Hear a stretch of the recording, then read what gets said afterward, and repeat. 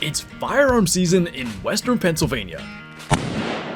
After filling my second doe tag of the year early in the week, I've become even more focused on trying to help Kyla get an opportunity of her own. After a few days of terrible weather, we finally catch a break and head to one of my favorite spots to hunt, a place we call Base Camp that my dad, brother, and I used as a meetup spot more than a decade ago.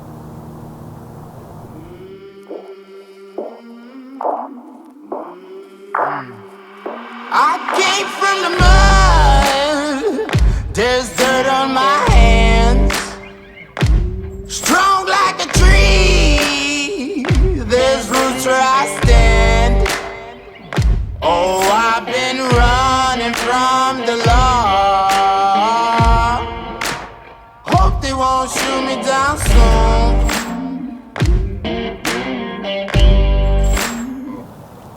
On this hunt, we'd have a deer in sight before we could even set up for an interview. Yeah, definitely a full one. Button buck. That's how it went last time. What's that? So that's how it went last time. Pretty sure. Let's see where he goes, though. That might be useful information.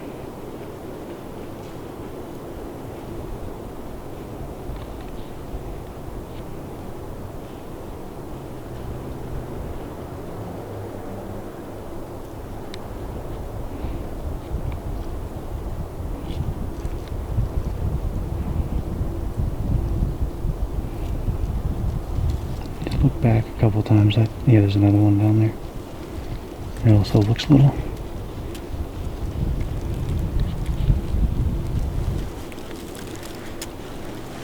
That second one's a doe.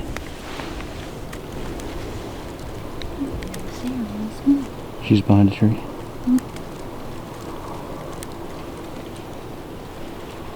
Nope.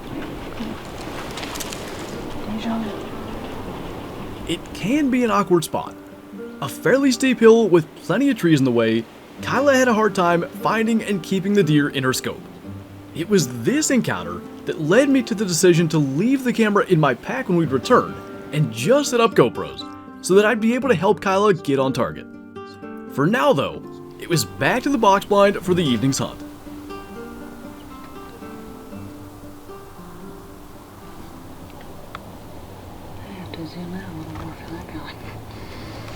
That's 140, 150 yards.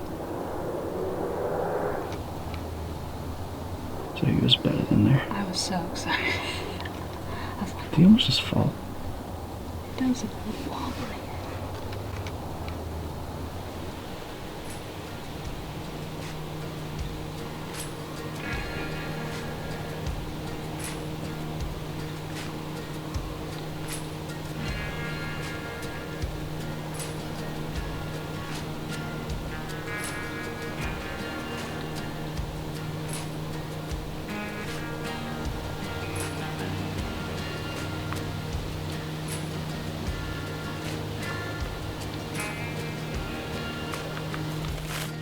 The following evening brought fresh snow, so it was time to return to base camp. Inevitably, we quickly had eyes on deer. Only this time, they were nearly 200 yards away. Not being comfortable at that range with such small shooting lanes, we swapped. Kyla flipped the GoPro towards me, and I got set up on the shooting sticks.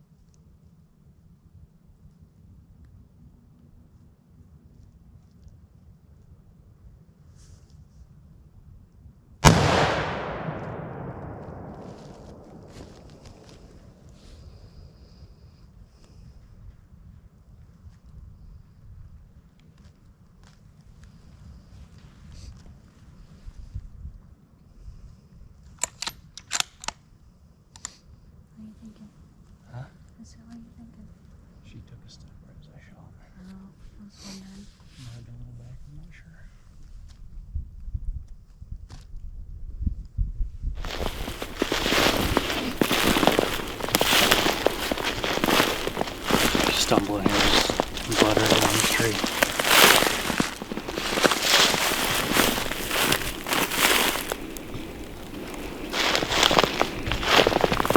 Right down there. I was getting worried.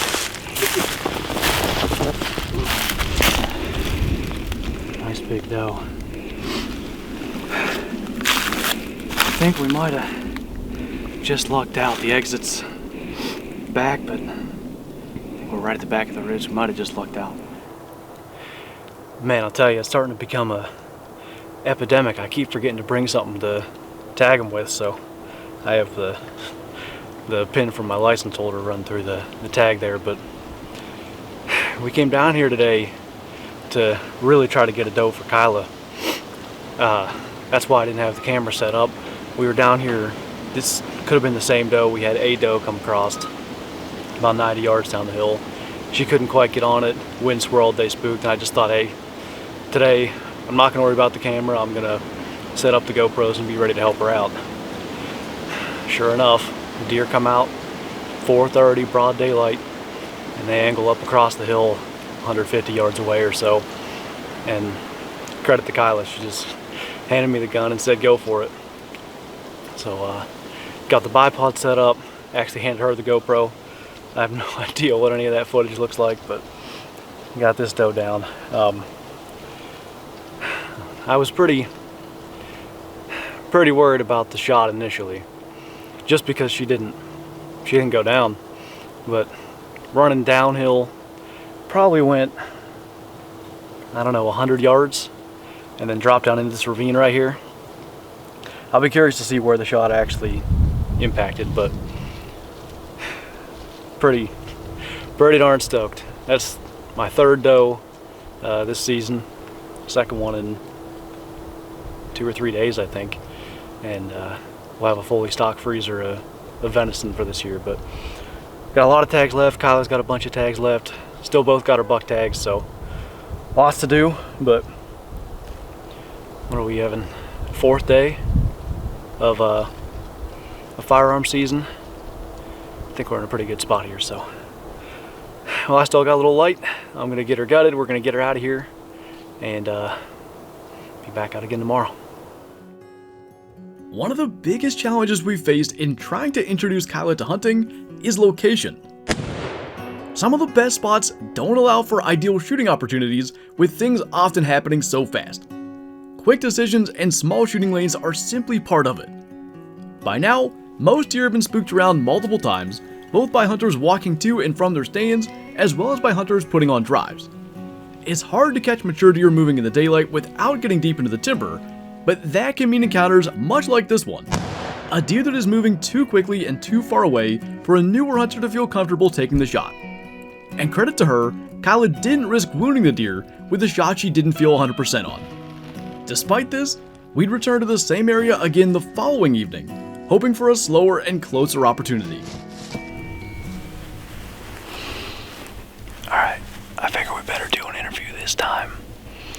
The same plan as last night. I'm gonna put the camera away and focus on trying to help Kyla get a shot should a deer come out. But I'm out of doe tags for this unit, so no handoffs. If one comes out, it's all Kyla this time, so we'll be running the GoPros. Not planning on using this camera at all, but didn't do an interview last time, and then what do you know, deer come out in the wrong place. So we'll see if maybe they cooperate better tonight. On this day, luck wasn't on our side. No deer sightings whatsoever.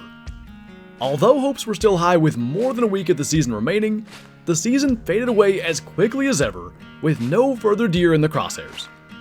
It never ceases to amaze me how different each season is, and ultimately how luck dependent it can be, especially dealing with the unpredictability of deer that often end up moving due to being pushed by other hunters. In 2022, it seemed like nothing could go right. Then out of nowhere, I ended up taking 3 deer in the final 3 days of the season. Contrast that with 2023, where the first few days produced 2 does and optimism for the remaining season, only to watch the sunset on the last day without ever really getting close to raising the rifle again. I often relate PA firearm season to Christmas morning as a kid, or magic, in the sense that you just can't explain why things happen the way they do. As disappointing as it can be to eat buck tag soup, I wouldn't have it any other way. The encounters we have, the memories we make, and the anticipation of the potential magic of the next hunt are what keep us going back time after time, year after year. As we bring this season to a close, I already look forward to what 2024's magic may bring. As always, thank you for watching, and I'll see you next time.